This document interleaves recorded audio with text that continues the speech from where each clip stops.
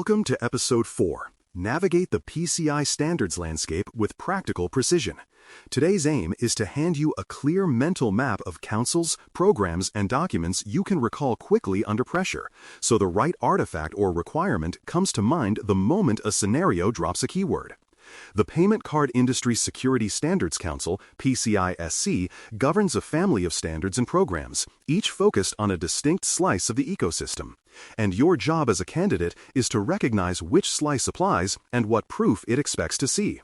When the landscape feels crowded, confidence fades not because it is complex, but because it is unlabeled in your head, which is why we will draw clean boundaries and name the documents that travel with each boundary.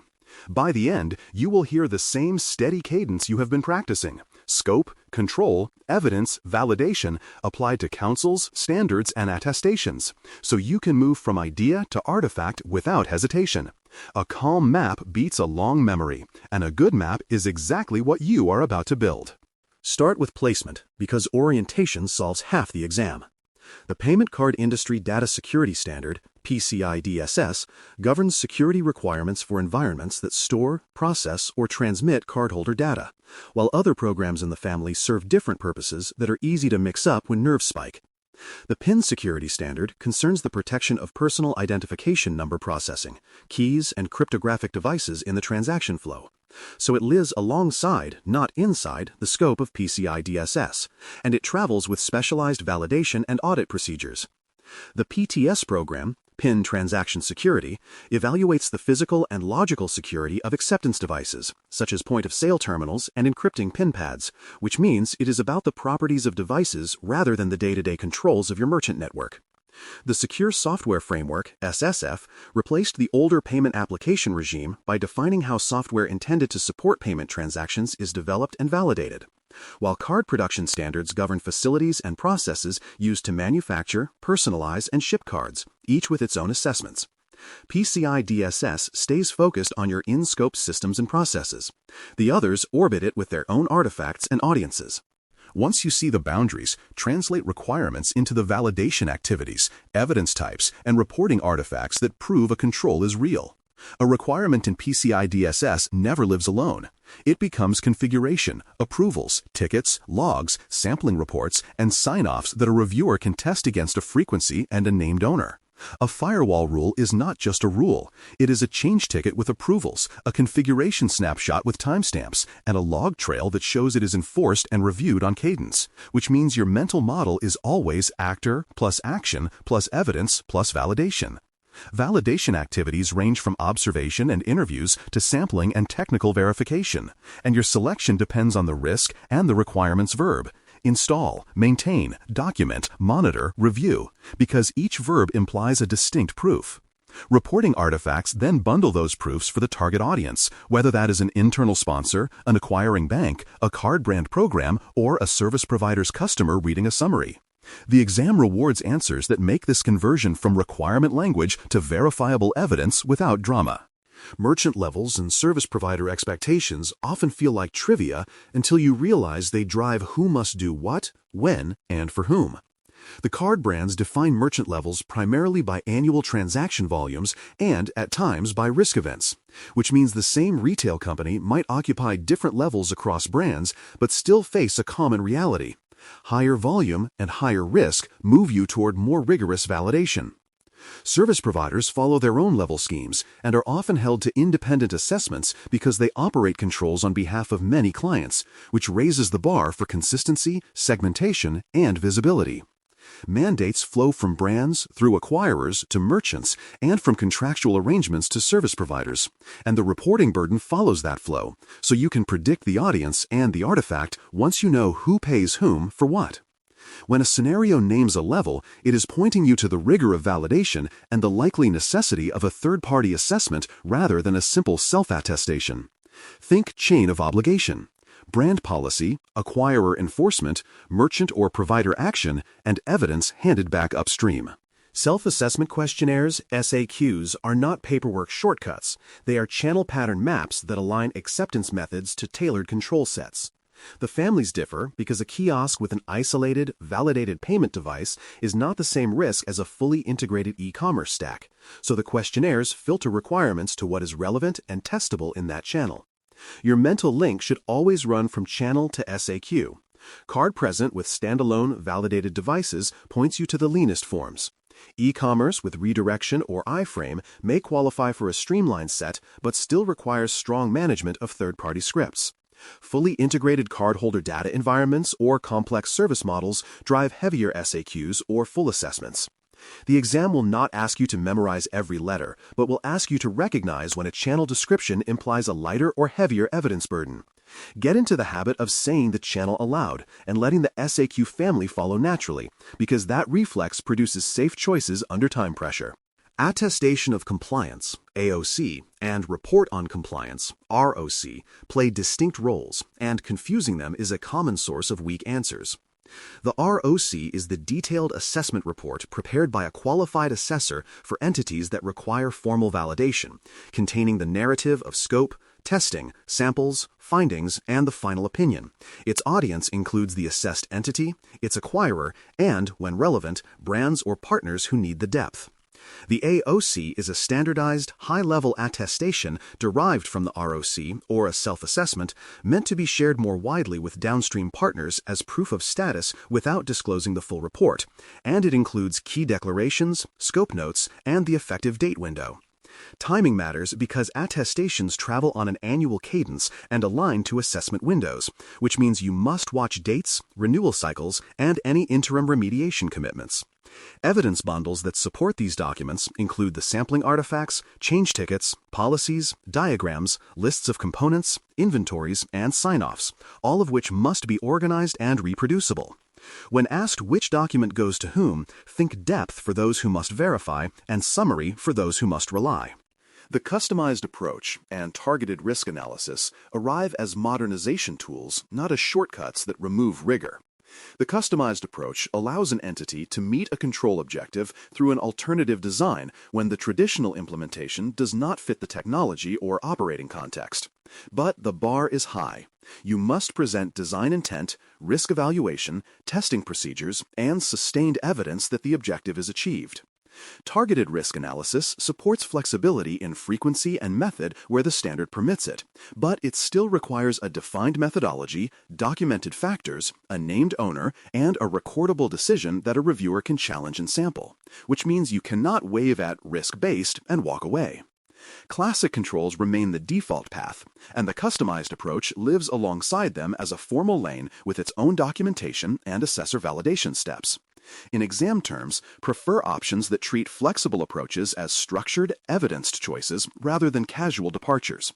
A good answer mentions objectives, testing, documentation, and monitoring, because that is what lives on paper when people do this well. Scope reduction is a strategic lever, and tokenization, encryption, and point-to-point encryption, P2PE, each sit in different spots on your map. Strong tokenization that removes cardholder data from systems and replaces it with non-sensitive tokens can pull entire applications out of scope if implemented and validated correctly. But it also shifts focus to the tokenization system and its interfaces. Robust encryption can protect data in motion and at rest, yet scope follows the keys, processes, and clear text landing points, which means you must still manage endpoints, key custody, and decryption boundaries with care. A validated P2PE solution, when used correctly, can dramatically reduce scope by ensuring card data is encrypted at the point of interaction and remains protected until it arrives at a secure environment, leaving the merchant's systems outside the cleartext chain. Exam answers that treat these as magic shields miss the point. The Council's view is that scope shrinks only when design, evidence, and operational practice prove there is no exposure path to cleartext or sensitive functions. Always ask where cleartext lives, who can get it, and how that is shown. The Secure Software Framework, SSF, reframes responsibilities for software producers, but it does not erase what merchants must verify in their own environments.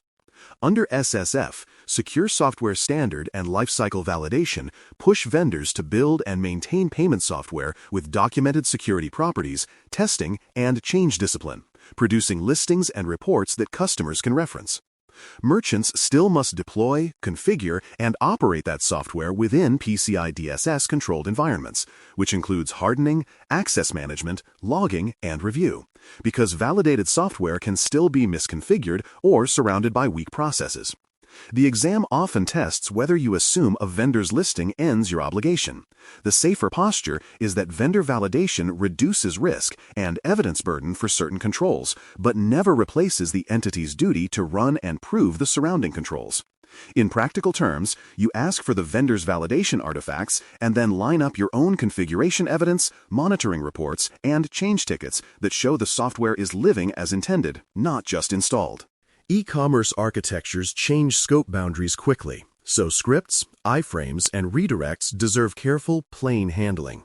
A full integration model that collects card data on the merchant's pages brings the browser and backend into PCI DSS scope, demanding strong controls over code integrity, server security, and monitoring. An iframe or direct post model can reduce exposure by isolating the payment field to a provider's domain, but it raises the need for script integrity controls, change governance, and content security policies because external scripts can still alter behavior in the shopper's browser. A pure redirect moves the customer to the provider's site, further reducing the merchant's direct handling of card data. Yet responsibilities linger in how links are managed, how pages are protected from injection, and how the merchant verifies provider compliance and monitors the integration. The exam's safe answers acknowledge that different architectures shift rather than erase responsibilities, and that evidence must match the chosen pattern, listings and AOCs from providers, plus the merchant's own controls over what remains in scope. Words like outsource never mean out of mind. The lifecycle view helps you attach activities and artifacts to time, which is how you keep assessments from feeling like one-off events. Onboarding defines roles, boundaries, and third-party responsibilities, builds data flow diagrams, and seeds the inventories that drive sampling later, so early clarity saves months of cleanup. Assessment gathers evidence against requirements with interviews, observation, and technical verification, producing findings that map to remediation tasks with owners and due dates. Remediation then changes systems or processes and generates new artifacts that close findings with documented approvals and test results. Attestation packages the outcome into AOCs and, when required, ROCs, which flow to acquirers, brands, or customers. Monitoring and continuous operation then keep controls alive with the same cadence you promised, producing logs, reports, and tickets that persist beyond the anniversary. Renewal is not a reset. It's a continuation that revalidates a living program, which is why good programs build evidence during the year rather than scrambling in a single season. The exam favors answers that reflect this cadence. A handy retrieval heuristic reduces lookup time when a scenario drops a keyword and you must name the right document.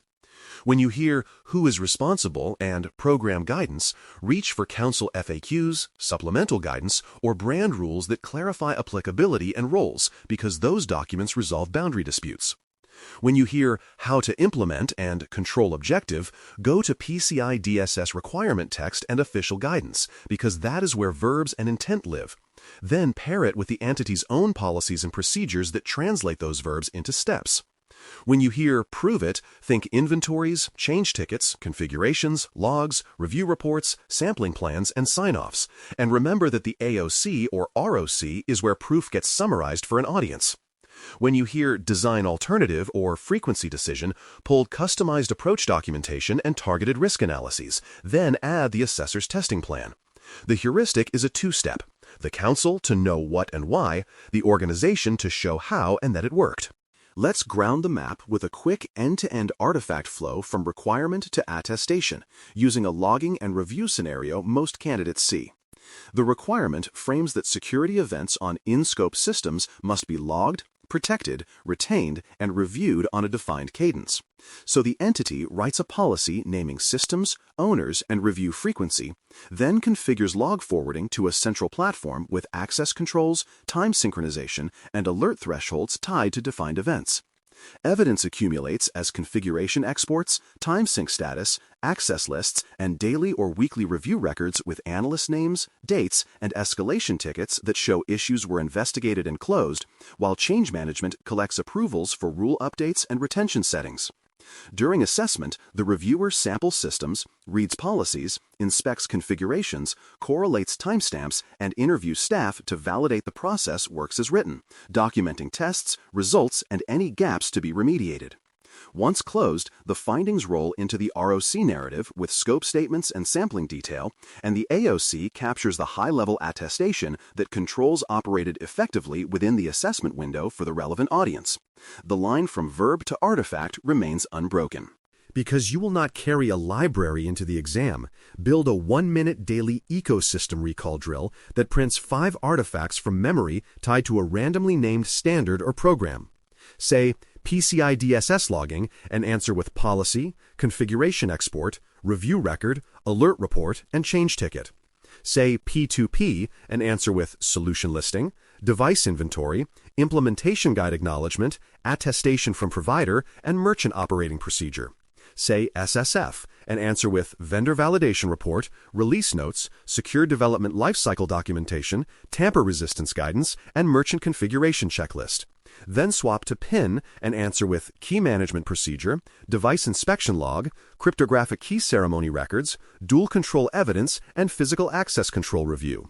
These tiny drills build the reflex to move from a program name to the expected paper trail without pages of notes, which is exactly the reflex the exam rewards when a scenario asks what you would review or which document proves a claim. 5 artifacts in 60 seconds is enough to keep the map vivid. Keep sharpening your card brand and acquire instincts, because mandates do not float. They travel on contracts and program rules that set the pace and the penalty.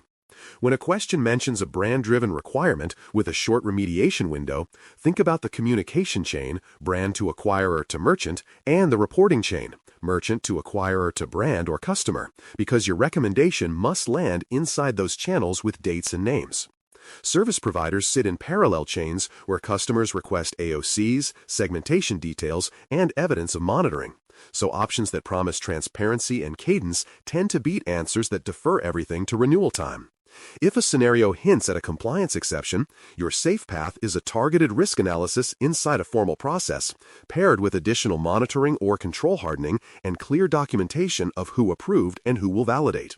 The landscape is governance in motion, not a binder. When you evaluate third-party software or payment devices, resist the temptation to treat listings as talismans and keep your assessor lens on configuration and surrounding process. A PTS-validated device still requires proper deployment, chain of custody, and inspection routines to prevent substitution. A listed software component still expects hardened platforms, restricted access, and monitoring to detect misuse.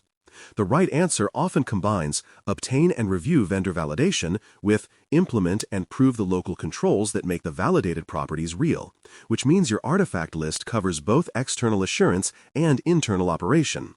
In many scenarios, the tiebreaker is who can demonstrate control today with minimal delay and maximum visibility, which is why options that mention inventories, baselines, and regular checks rise above one-time installation steps. You are not just naming a standard, you are maintaining a living control. E-commerce continues to evolve, so keep a crisp line between what leaves your environment and what remains yours to watch. Content delivery networks, tag managers, and third-party scripts can complicate seemingly simple iframe or redirect solutions, which is why the Council emphasizes script integrity, change control, and monitoring of what executes in customers' browsers. The safer exam answers acknowledge that outsourcing the collection step changes how you prove control rather than eliminating proof, which is why you will see phrasing about service provider compliance, contractual requirements, and merchant-side integrity checks living together. If the scenario mentions a new marketing pixel added to the checkout page, your instincts should jump to approvals, inventory updates, integrity monitoring, and a quick review of whether the payment field remains isolated as promised. Scope follows code paths, not brand names, and evidence follows the changes you actually make. Finally, return to the map as a daily habit, not a cram session, so the labels stick without effort. Picture the Council at the center, PCI DSS running through your environment, PIN and PTS guarding specialized flows and devices, SSF shaping software before it arrives, card production securing manufacturing, and P2P squeezing scope at the edge where cards are read. Then layer the life cycle, onboarding to renewal, and the reporting line, ROC for depth, AOC for sharing, on top of that picture, and speak 5 artifacts that would appear on your desk if you were reviewing a claim. You are not trying to memorize every document title. You are building a reflex to reach for the right proof the moment a scenario names a domain. That reflex is what lets you move quickly without guessing when the clock is loud. To close, assign yourself a 1-minute ecosystem recall drill every day this week and keep it light. Pick a standard or program, say 5 artifacts out loud, and move on.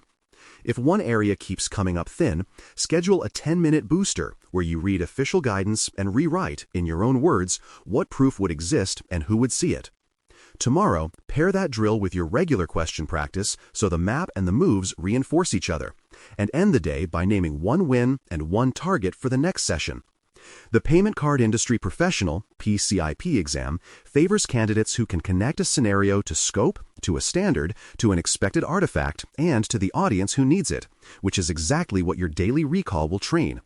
A clear map reduces friction, and reduced friction frees attention for judgment, which is where points are earned.